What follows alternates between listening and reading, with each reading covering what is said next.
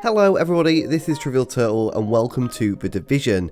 So this video is going to be all about crafting. Again, I've actually done a crafting video in the past. I'll probably link it at the end of this video, but I'm going to be talking about something a little bit different.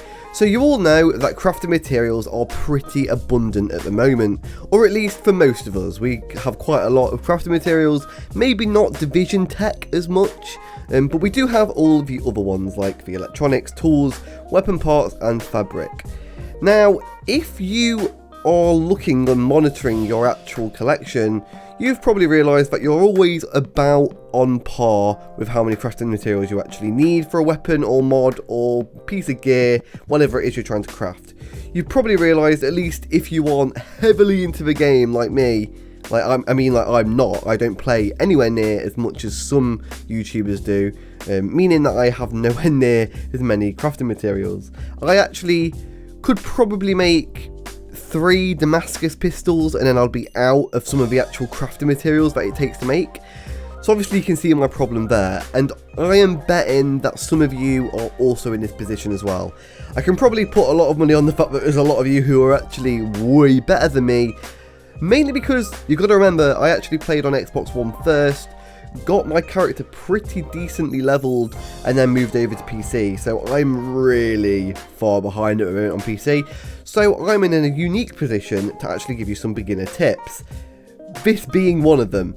If you are low on crafting materials, literally in the starting area, or at least near the base of operations, it's not quite the starting area, but the base of operations, that actual area is really good for just doing a quick run around to get some crafting materials. Obviously you've got the crafting materials inside of the base of operations, but they actually expire, so does all the others, but it's good to get those extra materials.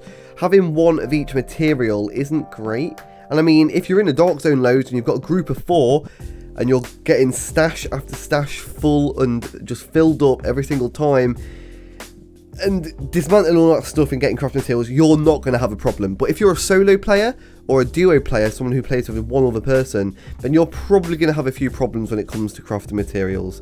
And this is actually a really good place to find them. So obviously if you just look at your map near the base operations, there is one of each crafting material. So there's 1 electronics, 1 fabric, 1 weapon part and 1 tool station. There's actually 2 electronics if I'm not mistaken, or is it weapon parts? I'm not sure.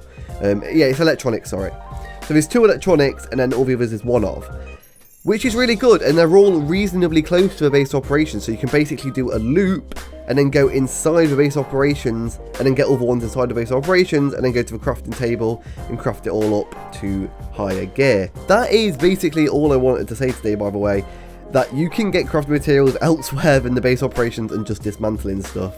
And it's probably useful to do this, especially if you're like waiting for a friend to get online, or you're waiting for a friend to finish a mission, something like that. It's worth just having a little run around. It takes like 5-10 minutes, it's fine, it's really easy and quick to do, and you won't find many enemies on the way either, so you won't get like distracted or like stopped in your tracks. So if you found this video helpful, please do drop a like below, subscribe, all that jazz, and I will see you in my next video. See you later, guys.